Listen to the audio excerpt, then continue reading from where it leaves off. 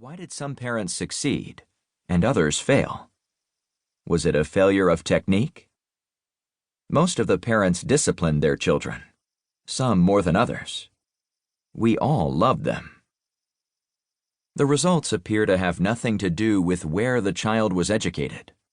In my experience, there have been no qualitative differences in the spiritual output from home schools, Christian schools, or public schools. The common denominator between success and failure seems to be the spiritual depth and sincerity of the parents, especially the spiritual depth and sincerity of the father. There seems to be a strong correlation between the faith, commitment, and sincerity of the family's head and the spiritual vitality of his adult children. My third unique experience was theological.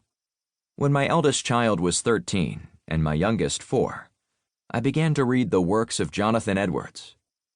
To this theologian and his Puritan forebears, I owe an inexpressible debt. From them, I learned the centrality of the cross. In their writings, I discovered the inner workings of the gospel. These lessons have dramatically shaped my parenting. In my experience, the most effective parents have a clear grasp of the cross and its implications for daily life. The implications are manifold. They include the fear of God, a marriage that preaches the gospel to its children, deeply ingrained humility, gratitude, joy, firmness coupled with affection, and consistent teaching modeled by parents daily. Caveats.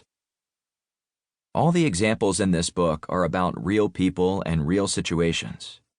But for those outside my immediate family, I have changed the names and stories to preserve the anonymity of those involved. In addition, in a few cases I have combined the examples of several individuals into one story. Throughout this book, gospel and cross are used interchangeably. Yet the cross is not the entirety of the gospel. The gospel is the incarnation of God's Son, his sinless life, his substitutionary death, his bodily resurrection, and his ascension into heaven, from which he will someday return to the earth in glory. But the cross is the heart and soul of the gospel. It is the foundation, the work, the crucial center. For this reason, I sometimes refer to the cross as the gospel. The context should make the meaning clear. Finally, this author is a sinner.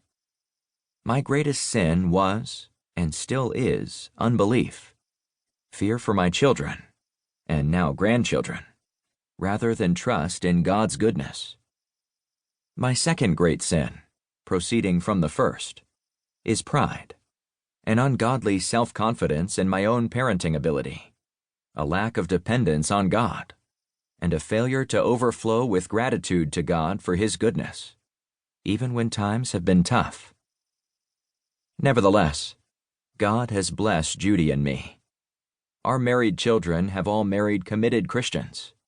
All serve the local church, and all of them are in a vibrant faith relationship with the Father through His Son, Jesus Christ. I say this not to boast, but to give the listener hope.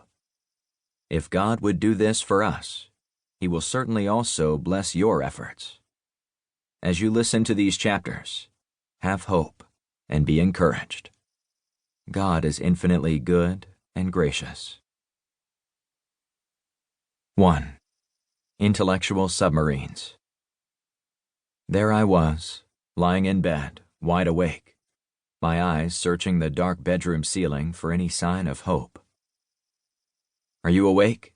I asked my wife, Judy. "I can't sleep." "Is something on your mind?" I didn't need to ask.